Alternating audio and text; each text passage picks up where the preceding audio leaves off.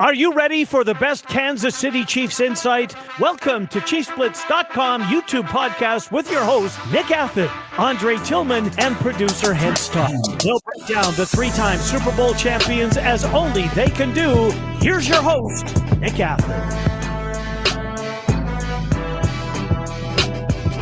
Welcome back to another edition of Chiefs Blitz on YouTube. I am your host, Nick Athan, formerly of War Paint Illustrated. My partners in crime, Lou Montagna, Andre Tillman, and of course our producer extraordinaire, Mr. Hense Todd. He produces the show, puts all the graphics together. Hey guys, before I get to the sponsor, hope you guys had a good weekend. Enjoyed watching some poorly officiated games on Sunday. Got to relax a little bit. Did some honeydew list stuff. All good. How you guys doing? Oh, you bring out the little negative stick there with the officiating, Nick. Hey, but I you had know what time it is. Now, maybe at some point here we'll get the announcer to give me a little love, but I appreciate you throwing my name out there, Nick. It was an awesome weekend. I mean, there was some great games yesterday. Definite upsets. The AFC kind of flexing their muscles on defense between the Jets, the Browns, the Bengals. It was great fun.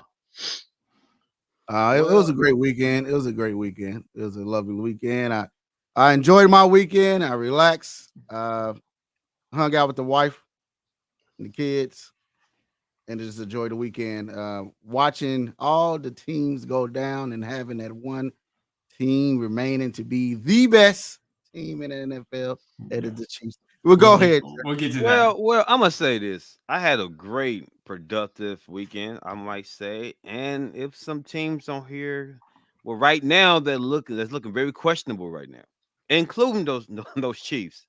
But for real, honestly, I had a great weekend, guys. I had a phenomenal weekend. All right. Before we get started, I want to introduce our new sponsor, Dave Purdy, with Supreme Lending. Their dream is our mission, and your mission should be, if you want to get a really great mortgage, Dave Purdy is the guy you can trust. I've known him for decades. We used to work together in the industry long ago, and he's the most honest lender that I know. And if you're looking just to see if you can qualify, Dave will take care of you. You can reach him at his office at 913-225-7304. I must also note that his NMLS number is 7496. Got to have that compliance. So, Zay, I better give applause to Dave. Thanks for coming on board. He will be official. Dave. All right. Official in November. And on Wednesday, we have another sponsor joining the crew in November as well. We'll talk about him. But we're excited. Now, before we get started, I want to give a shout out to my buddy, Vincent DiCarlo. I ran up with him when I was in town, and he gave me something very special. I wanted to show it off. An old War Paint Illustrated hat signed by Derek Johnson, number 56. Gave this to me to add to my plethora of Chiefs items. I will hold this dear to my heart. War Paint Illustrated was some great times. And, Vinny's done a great job supporting us. DiCarlo sauce, Mexican sauce, dipping sauce. We're going to be giving away some bottles of that as well. Is the best of the best salsa anywhere you're going to find in the country. So, Vinny, from the bottom of my heart and soul, this old Chiefs fan, thank you very much for giving that to me. That means a lot. Absolutely. So now I can take the glasses off. All right. Now I can't see anybody. There we go. That was great, man. And, hey, I can't wait to try the salsa. You know, I'm hearing Nick talk up this salsa. He said that his mom make the best salsa in the world. I got to have it. I got to be the judge of that. We should have it on the show, you know. We will. I'll be in this week. I'll grab a bottle. Okay, Vinny, give me those bottles. I need five. All right, good. So with your hottest bottles. So with that said, let's get right into it, guys. All right, guys. Watching the NFL, we're going around the NFL, watching everything, and watching these teams. Purdy, everybody's, Dom gave him to be the guy, but it didn't look that way. But everybody said, the Eagles are looking good, all these other teams, but right now, everybody, the top teams are the 5-1 teams. At the top of that list, who is the best team out of all of them? What you got to say, Nick? Well, I mean, obviously, I'm a little bit biased. I'll actually give you my rankings. I think the Chiefs are the best coached overall team of the five. I think they have they have less question marks, offense, defense, and special teams than I think some of the other teams do. I think if you look at the Chiefs, I put them number 1. Number 2 is going to be their Super Bowl opponent. The Detroit Lions are number 2. I like this team. I like their moxie. I like their head coach. They've taken on all comers. The only blemish is the week after the Chiefs, they lost to Seattle. I got San Francisco, Philadelphia, and the Dolphins after that. I think the Dolphins have a leaky defense. They've got some injuries. They played a pathetic Carolina Panthers team that went up 14-0 and just laid an egg after that. The Eagles got some struggles on offense because Jalen Hurts is quite honestly facing better talent. In San Francisco, the Purdy question came up. Can a guy with small hands, can a guy in extreme weather be able to produce at crunch time? Now they lost McCaffrey, which was huge. But even when those guys were in there, the Browns were stacking up against them. So I think that you've got some question there at quarterback. He's not the second coming or better than Patrick Mahomes. He's a system quarterback, and he's been very fortunate and he's very good. But to answer your question, I'd say the Chiefs are still number 1 until someone comes into Kansas City and beats them in the AFC title game.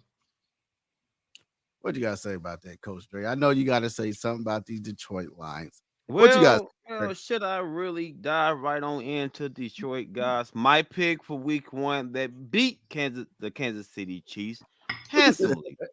Now, we can say it was a drop pass. We can say it was a drop pass, but it's okay. Living in the past. The best teams make the best plays, and the Chiefs just didn't do it, but Detroit did. Agreed. But I'm gonna say this. I gotta agree. I gotta go ahead and give Nick kudos. I like Detroit. I think Detroit to me is a team that's really never got they just do. Because y'all remember last year, they should have been in the playoffs last year. But so far, they're ninth, right? They're ninth in points, guys, right? Defensive wise, man, they're not allowing a lot of points. They're still in top 10 in points allowed. They're top 5 in points scored. Right. They have an all-around offense right now and an all-around defense. They playing together and they coach very well. I got Detroit coming second, a slight second under Kansas City. The Eagles to me are still a good team. Now Lane Johnson goes down, so who knows? But I think to me the Eagles is right up under Detroit, right? The Miami Dolphins, honestly, the Miami Dolphins to me, they're an okay team. You take away all the motion, all that nonsense, they're average. San Francisco went down, guys. They went down. I'm gonna tell you why they went down. McCaffrey's gone. Did Brock Purdy get exposed? Did he get exposed last night? Yes, he did. He did. And I was shocked. I was like, wow, when McCaffrey went down, and you seen the crazy throws he was making. I mean, he was throwing with his eyes closed. Right, so I'm like, dang, wow, this is crazy. But at the end, that's alleged. We don't know for sure that Brock was closing his eyes, but okay. I'll sprinkle some seasoning on that, Lou. I did put a little bit on it. I'll find some photos. Were you zooming in? Brock was closing his eyes. I believe so. You can't hide anything in the internet. All right. Sure. Okay. You know this blue guy. You know this blue guy. I know. I love Purdy. San Francisco still has the best roster in football right now, and yeah, they did lose the game. Brock made some questionable plays, but the bottom line is when chips were on the table, he got them down the field, got them in field goal position, and their rookie kicker missed. Otherwise, is the conversation different? Probably not, because there was weather conditions. Maybe it's the small hands, but he made some questionable decisions. I still think they've got the best roster in the league, and they're right at the top for me. I've got the Chiefs second, but that's today. I fully believe as the offense keeps evolving, the defense is going to continue to get better. The Chiefs are going to be at the top. Third, I would say, probably between Detroit and Philadelphia for sure. I like Detroit, love Dan Campbell. I want it, again, playoffs are different. It's just a whole different ball game. So I'm going to hold out a little bit on them, but I still think they're pretty damn good. And then I would put Miami fifth if, the Eagles and Detroit's 3-4, however you want to put it. Now, the Dolphins do play Philadelphia this week, so we'll see if all that motion nonsense, as Coach Dre puts it out there. That's part of their game. That's what gets those guys open. So I don't know if it's nonsense, but I think, it's part of their deal, and let's see what happens. Can Miami travel with this offense? Can they play in the conditions with this offense? It's probably not going to be as pretty as it is right now. There's going to be a lot of messy games. We saw it this weekend with all the, if you want to call them, upsets. So I'm going to put it that way. But again, it's still evolving. We're going into week 7. I don't think we can make any, specific, okay, this is what this team is right now. Those teams had bad games. I'm not ready to throw dirt on them. They'll be fine. That's my 5. Honestly, I want to ask a question real quick, Hense, Mr. Bowtie. Now, Nick spoke on Kansas City, right? Can we trust the Chiefs offense going forward with this top 5, right? Top 5-1 teams, right? Can we trust Kansas City's offense going forward? Do they have the best offense within this top 5 right now? Before you get in mind, before I give you that question, and I'm going to give you that question because you know why my top 5 teams is right now. Looking at the chart right now, looking at this chart, as you got to give, you know what I mean. You can't beat. You see the man right there. See, everybody skipped the picture. Everybody see the man with the crown on. The guy, Patrick Mahomes. If you ain't beat him yet, you're not going to beat him at all. You know what I mean? So Detroit Lions actually won. The Chiefs should be 6-0.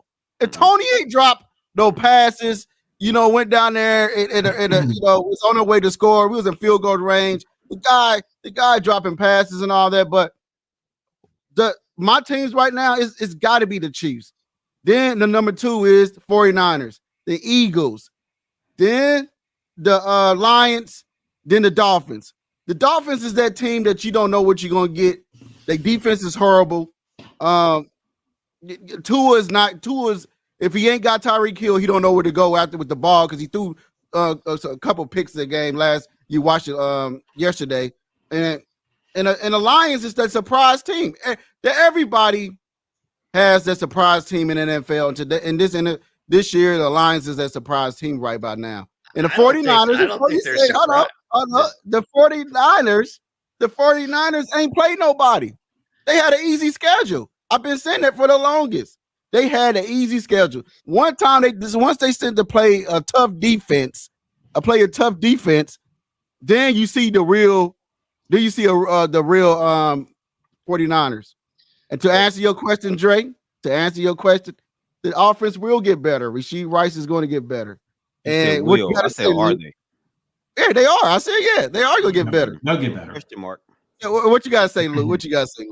Well, I think regarding the Niners, and this is, Jim Schwartz, I guess, historically owns Kyle Shanahan offenses. Now, he doesn't play, but he certainly put those guys in good position. So again, I'm not going to give them a pass. They still went out there and laid an egg.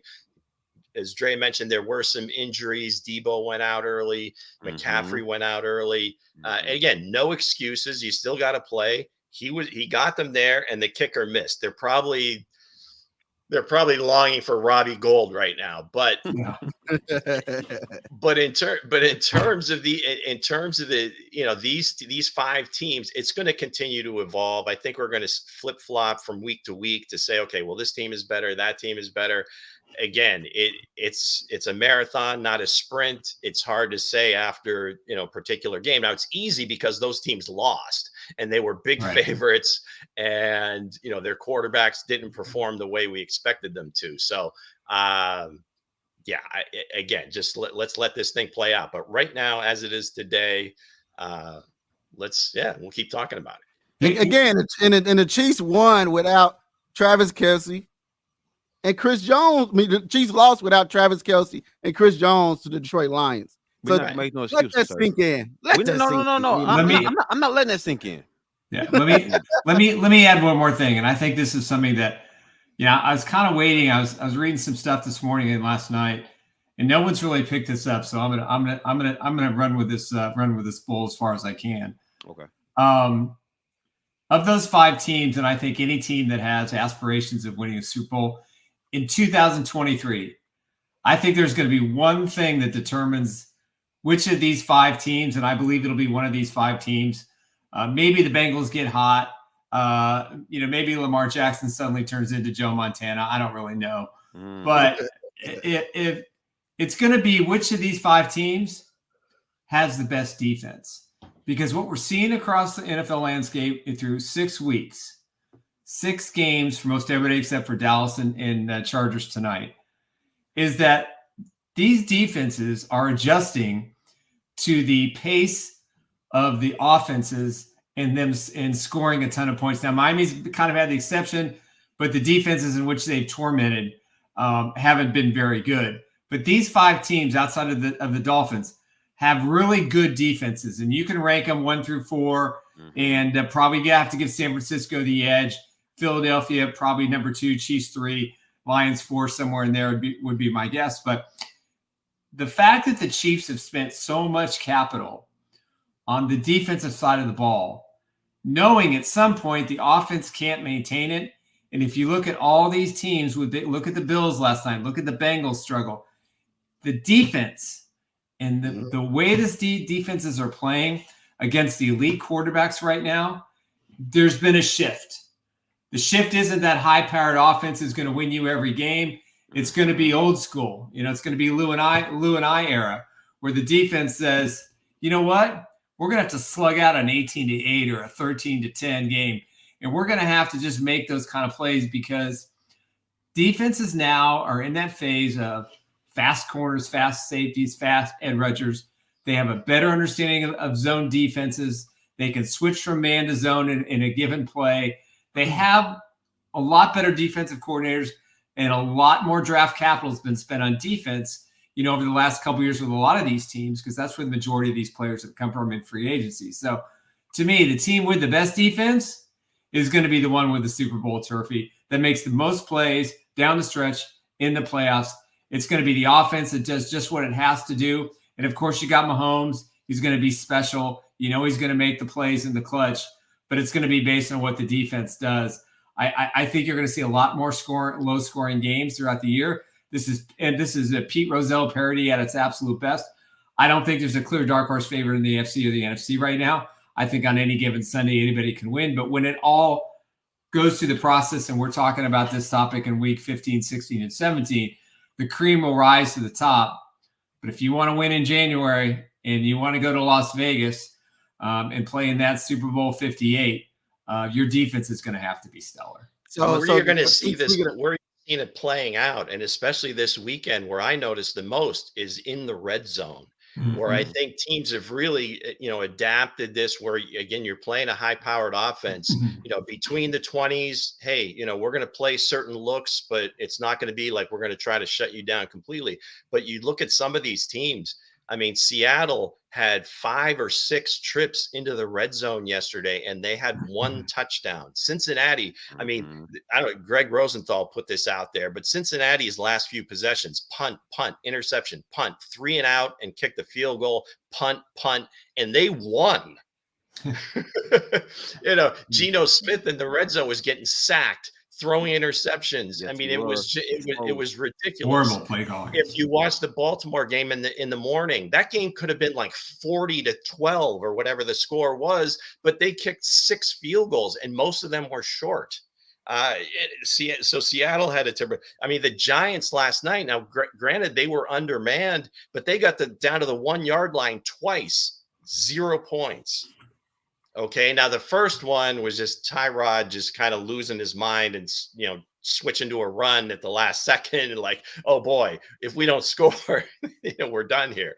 But just around the league, you see this more and more. So unless you have that quarterback, a la number 15, or you would hope Lamar Jackson or somebody that can move and kind of get the defense moving a little bit, and then make plays that are off script, it's getting tougher to score when you get Purdy close. can't do that, and Purdy can't do that. So it is difficult. So if you're not able to run the ball, now that's where San Francisco is a little bit different. They can run it, whether it's McCaffrey, Debo, whoever they put back there. So that I would kind of hold judgment on Brock's position. But I hear you. Yeah, Purdy is not going to be a huge playmaker off script.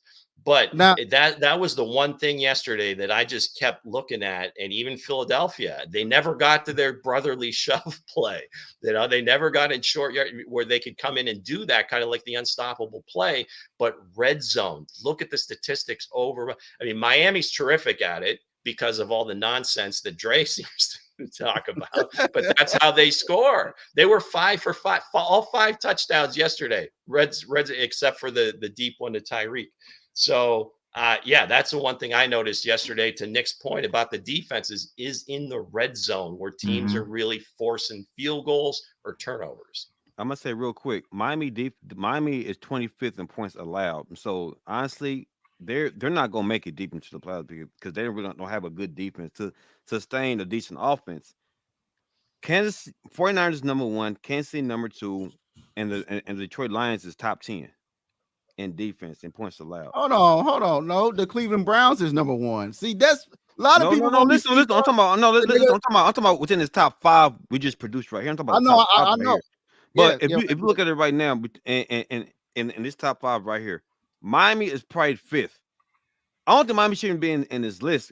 The reason why they're on this list is because of the offense, because they can't. And they're 5-1. And they're 5-1, which is fine, but they're not, to me. Well, that's the 5 teams in the list. Right, I get that, but they're not convincing 5-1. Like, I don't trust them going deep into the playoffs. If you look at the way Detroit plays, it's cold outside. They ain't going. Right. Good point, Bo. Detroit plays an all-around style of football. They can run the ball, they can make plays when they have to, and they play with an old school feel to them. Same thing in San Francisco. Same thing in Kansas City. They got players like even like Patrick Mahomes. He can get the job done with his legs. When the play breaks down, he's going to get the job done. So that's what a lot of these teams doesn't have. That's when the dynamic quarterback comes into play, because you need somebody that can stretch the field and stretch the play. That makes sense. Yep. Because if you can sit there and everybody's covered and you can get that pocket, and give your guys extra time to throw the ball, there you have it. Yeah, but again, even though we have this top list, but I think the Cleveland Browns is going to be a lot of surprise. A lot of people when Deshaun Watson come back, if he can play quarterback a little better. But their defense is crazy. It's crazy. It's crazy right now. Like, to seeing how they playing and balling out over there. They could be that surprise team that come in sneak in the back end of the of this ranking here. But speaking of defense in that division is pretty solid. I mean, every single team in that division. So they could finish 4th and still have the best defense. Right. Yep. I agree. And speaking of defense, Eric Berry went into the College Hall of Fame yesterday. What do you guys have to say about that? And what's your stories on Eric Berry when he was here in Kansas City? Well, first of all, I think it's great. I think he had a remarkable career in Kansas City, and I was covering my Eric Berry story. So I was covering the Chiefs, obviously for Warpaint Illustrated at the time, and he was just been drafted number 5 overall by Scott Pioli. And a lot of people said, don't draft a safety in the top 10. A lot of people said, he would be a bust. He was too small. And he did something that I thought was incredibly remarkable. He didn't sign, if you remember, he didn't sign his contract on the first day of camp. Mm-hmm. And so he signed it on day 2. And so he got up in front of the team and he said, listen, I want to apologize to all of you that I was not here the first day of training camp. We needed to work this thing out. I should have insisted it got done sooner. And as he came down the hill, what did he have in hand? He had the veteran cornerbacks' helmets and their shoulder pads, and he was carrying them down the hill at St. Joe. He was the most, and I think remains, one of the most humble players I've ever been around. He never had a bad interview. Even when the contract with Pioli, got a little cantankerous and they kind of signed him too late. And then he went through the cancer and he handled it like a man. And he came back and that next season and played the best year of his career. And in my book, goes down as one of the top safeties ever to play in the NFL, certainly in a Chiefs uniform. But I always found that he was just so driven, but the humble nature, it was really the first time that I looked at somebody a little bit different, covering them as a non-fan cap on and saying, that's how you do things. And he led by example in every practice. He was the leader on the field, off the field. He made plays. He dealt with a lot of injuries, but he always fought his tail off to get back on the football field. And I think that's his signature. So for the University of Tennessee, to do that for him, I think that's amazing. He certainly deserves it. He's a proud volunteer, and I wish him nothing but the best going forward. And I'll have great memories, covering Eric and watching him play football. Well, for me, one of one. I mean, just a very unique player. He battled cancer, came back and played at a pretty high level. I think what really personified his game was a game. I think it was down in Atlanta. So he's at home, had a lot of people there. Oh, yeah. I think it was against Matt Ryan. I think he had like a pick 6 that day, but then he also had a pick 2. Atlanta was going for 2. Ryan throws the pick and he runs it back for 2 points for the Chiefs. I believe they end up winning that game. It was close. And that to me was just a guy that was, no matter what position he was, where he was on the field, he was going to make a play to help the Chiefs win, and nothing but respect and proud volunteer. And that was just a great honor for a one of one type player. Yeah. What you think, Drake? What you think, Coach Drake? What you think about Eric Berry? I think honestly, guys, for real, very neat. Dre statue there. Yeah, we lost just to let people know that we're not we didn't take a snapshot of Andre as having a little issue with his end of the feed, so you will still see his beautiful face, but you will just simply hear the words come out of his mouth in a way in which we can't mock him as much. So go ahead. He really is AI. Go ahead, Drake. You know what? I'm gonna say this. Eric Berry deserves the ring. I think we should give a lot of kudos to Eric Berry from what he did for the Kansas City Chiefs. Again, he is one of my favorite safeties from Kansas City. He's very intelligent. Love the fan base. Great for the community. But again, to me, he deserves the ring. And honestly, like that's one of my favorite safeties in the league at that time. So yeah. Yeah, he was a big Eric baller. Berry, man. He was a big baller here in Kansas City with Marcus Peters on the other side of him. Tamba Ali, Justin Houston, Dontari Poe. That defensive line was nasty, and that defense was great. I wish he still could play, man, because he was a heck of a player. He was a great draft pick for Kansas City. He deserved to be in the Hall of Fame up there in Tennessee, the College Hall of Fame. And again, congratulations to him as we have the frozen coach on the screen. Look at that face. Look at that face. That's promising. That face is promising. I think he did that on purpose. He got that still shot in there, man. That's nice, man. Do y'all see the passion in that face? Do y'all see the passion in that face? Do we have any women viewers out there? Can we get a comment or two? Oh no, we're not going there. That's where we're not going. So again, speaking of Eric Berry, he was great. But what was that? Speaking of great players, what made you become an NFL fan? NFL fan, Chiefs fan. What made you start watching football? Watching football. Go ahead, Nick.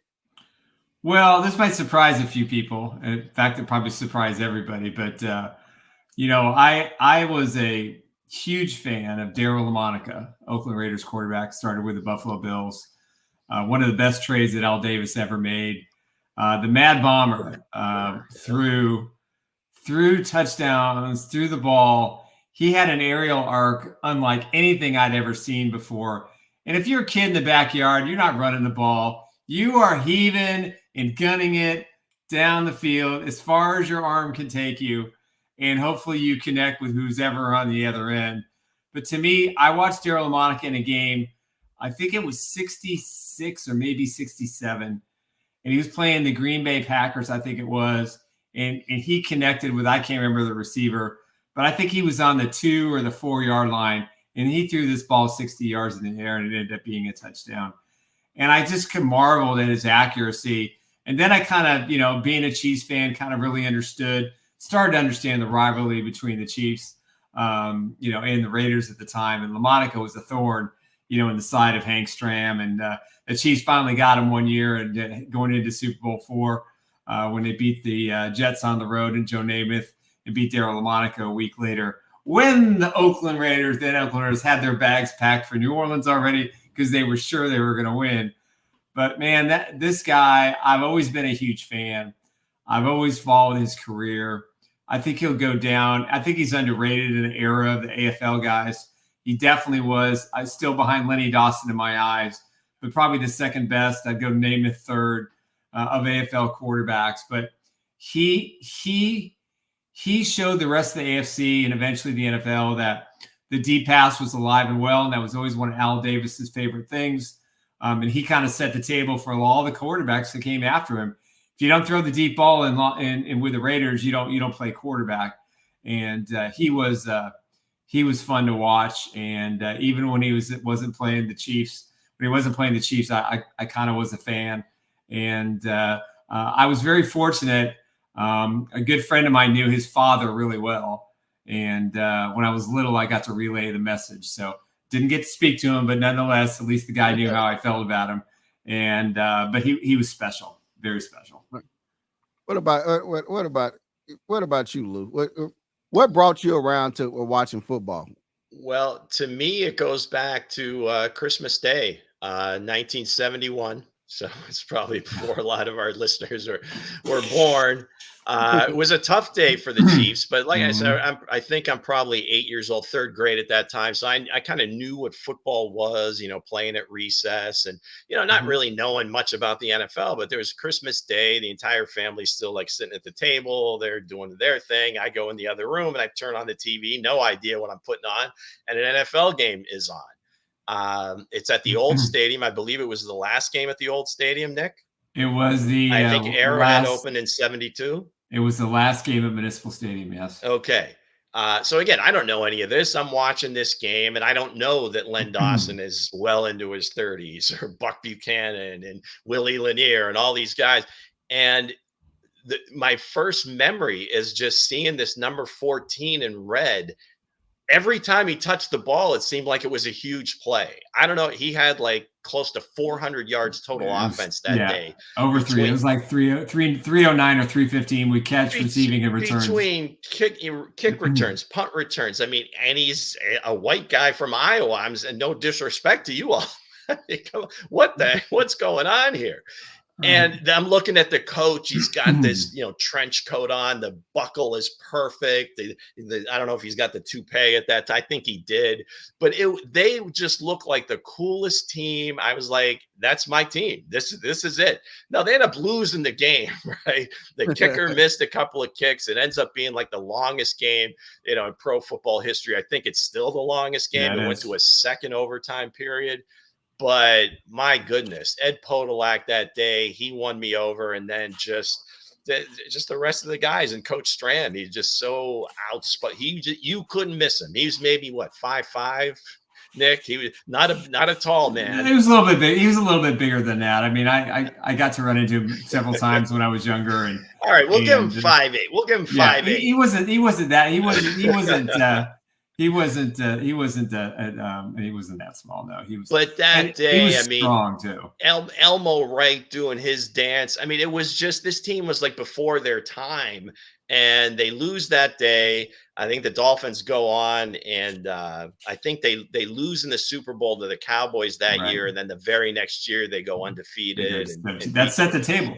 And beat the absolutely, but it was just a great day. And Ed Podolak was like this god. I mean, it's like, who is this guy? He's the best player I've ever seen. That was his second year in the league. He didn't play a whole lot as a rookie when they won the Super Bowl. But that day, he did everything. And you're right. I mean, that last return that if it wasn't for the kicker, he scores a touchdown and that game's over. And just got him by a shoestring. So many chances. It seemed like, why isn't this over yet? You guys have to watch it for just pure. That's the game that I learned about heartbreak, because that was, in my opinion, that was the best team that Hank Stram ever had. It wasn't the Super Bowl 14. It was that team that lost to the Dolphins. They would have gone back-to-back Super Bowl wins. There's no question about it. But they got beat that day, and I cried, and that's where I got my little football from Hank Stram. So, you're right. That Eddie Podolak was just amazing. What about you, Coach Dre, Mr. Frozen? What made you a Chiefs fan, and what made you an NFL fan? Who was that player? Did we lose him all the way? Now he's gone silent. On top of it, he's just give me that close up, gang. Yep. Hense, you're up, man. Let's go. Can go. Believe it? It was he is there. Go ahead. Can y'all hear me? Yeah, we're good. Can y'all hear me? Yeah. Yeah, we can hear you. Can you hear me? All right. Can you hear us? Is the real question. The Kansas City Chiefs in '93. Joe Montana got my attention. I was very excited and disappointed. I can hear the gang. I hear y'all gang. Now Joe Montana to me, when I was little, watching him play in '93 that year and watching him put on some great performances with the Kansas City Chiefs. Some heartbreaking performances at that too. But again, it was Joe Montana for me. I was excited. He was like my Superman, like for football. Like I believe in Joe Montana. I believed in Joe. Joe was amazing. Wow, it was Joe Montana. He just had that aura about himself. Like you knew that Joe was gonna win. You knew Joe Montana was gonna win every game. So yeah, for me, it was Joe Montana. It was Joe Montana. Wow, but that loss against the Buffalo Bills kind of derailed everything for me. But yeah, it was Joe. Well, he did get a concussion. He did get a concussion in the game, which was entirely his fault. And had Kimball Anders caught the pass before, that would have been a one-score game going into halftime. Then who knows what would have happened in the second half? Maybe the lore would have put him into the Super Bowl. Hence, what about you? Who's your guy? Well, my guy was, and when I started watching football, I know it was the Vikings. When I first started watching football, I seen this guy, Cole Pepper, Randy Moss, and Chris Carter.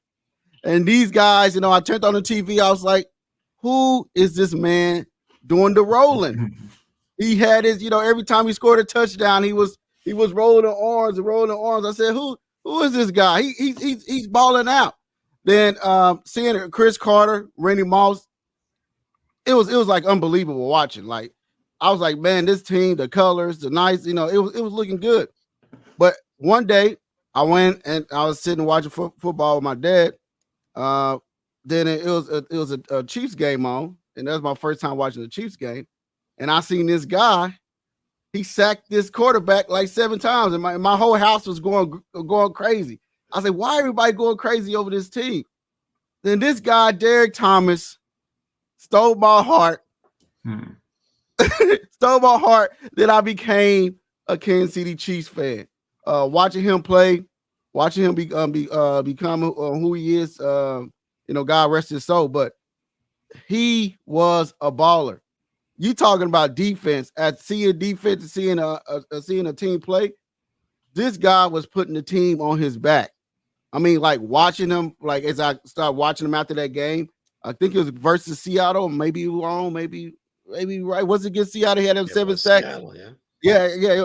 I know because I was like, man, this guy they cannot stop him, and it was amazing watching him play. If you guys knew him, you guys a little older than me. So what you? I know you got some stories about Derek, Nick. What you got to say? Oh, wow. You put me on the spot here. Well, I think I shared you the story about the night before that Seattle game where he was at a strip club I was at, and he didn't go to sleep, and we were all hungover and didn't go to the game, and he has 7 sacks, almost 8. But he was, Derek was the kind of person that was, I think, misunderstood at times. He never made an excuse for living life. He lived it every day. And sometimes I got him in trouble, and sometimes he had to go to the principal, which was Carl Peterson. And when he was really in trouble, he had to go face Marty. And that was generally not a good thing for everybody. I think this. I think Derek is certainly in the Mount Rushmore of Chiefs players. But he changed the bags in the stands. He made it a reason to go out to Arrowhead.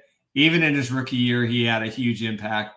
But that second year, he just kind of took the league by storm. And when he would call his shots on third down, and he and Neil Smith had that gleam in their eye, as Marty used to say, when he had to make a play or they needed to stop, what did he have? 126 or 126 and a half sacks.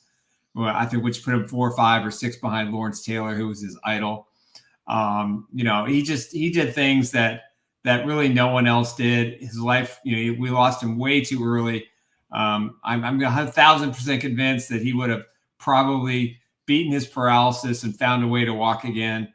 He was just that kind of person. But the Third and Long Foundation, which we're doing some stuff with, and we're gonna do some more stuff with him here in the coming months. You look at what he gave back to the community. But if you just needed that pulse or that extra heartbeat, to go to a Chiefs game or become a Chiefs fan, this was Carl and Marty's signature draft pick.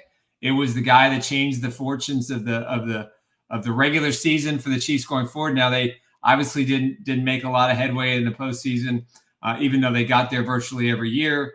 They just couldn't win the big game until Montana got there, and unfortunately, the concussion, as we mentioned before, kind of sidelined their best chance to get to a Super Bowl before Mr. Patrick Mahomes came on board. So, that's a good guy to say I'm a Chiefs fan now, and that's kind of what we're seeing now with Patrick Mahomes. It's cool to be a Chiefs fan now, and it was just as cool just watching Derek go out there and play football with an energy and a passion that, I'll never forget the 49ers game where he hit Steve Young so hard, and Steve Young he'll say it to your face today. And he'll say it, he said it in a lot of interviews. That's the hardest I've ever been hit in my entire life. I think he had a safety and 2 sacks. And I think at one point, I think Steve Young thought that he had broken every rib in his body. He hit him so hard.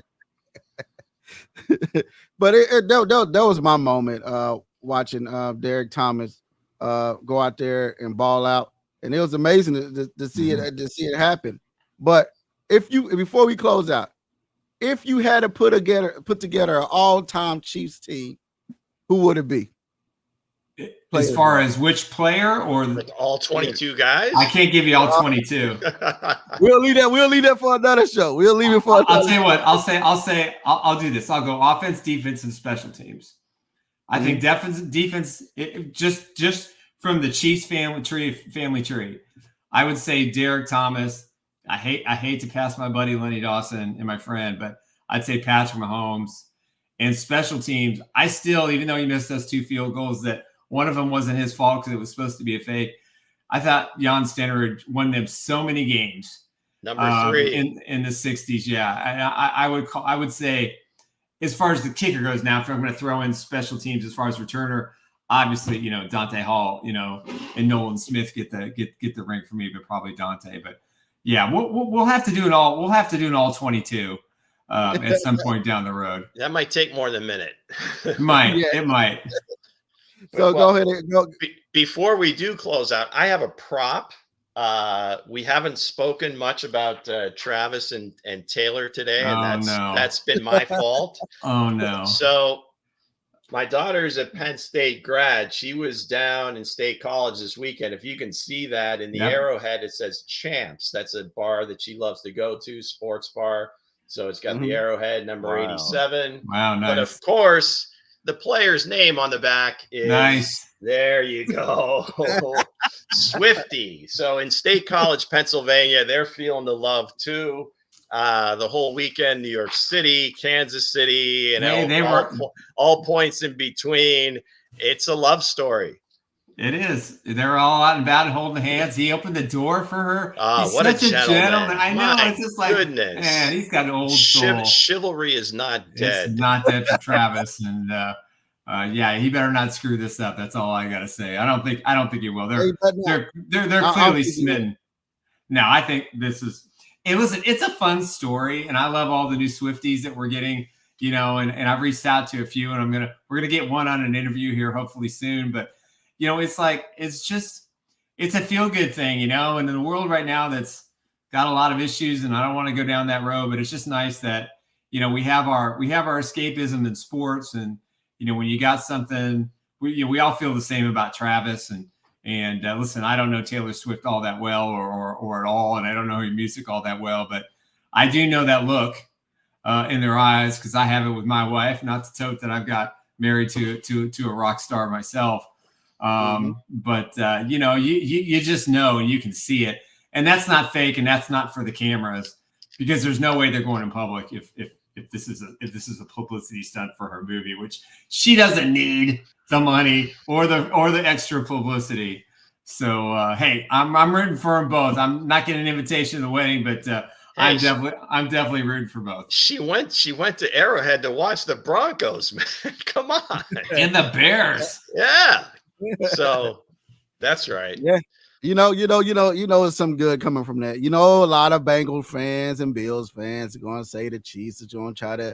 The NFL is going to Swifty the Chiefs and right into the Super Bowl. That's why I heard on Twitter, but we don't care. We still got. They might not be wrong.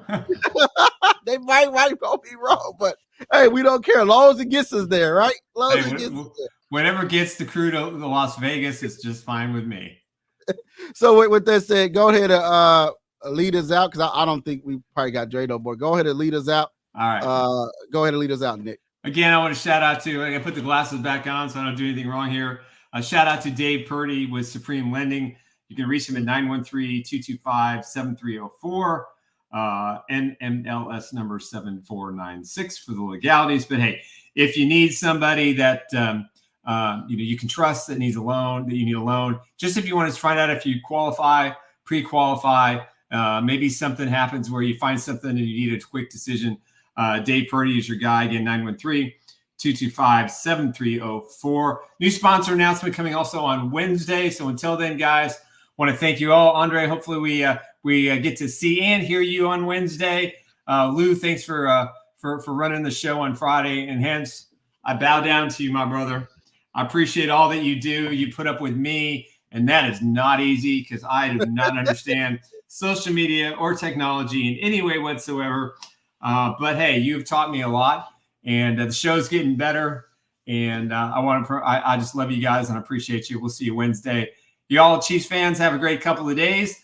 We'll be back Wednesday. And Lou will try to stump me a little bit better. Yeah. With the Guess Who Chiefs. Or maybe I should abstain. We'll make it tough. Wow. We'll see. But yeah, you definitely got to make it a little bit harder. It is a TV show, so maybe let it play out a bit.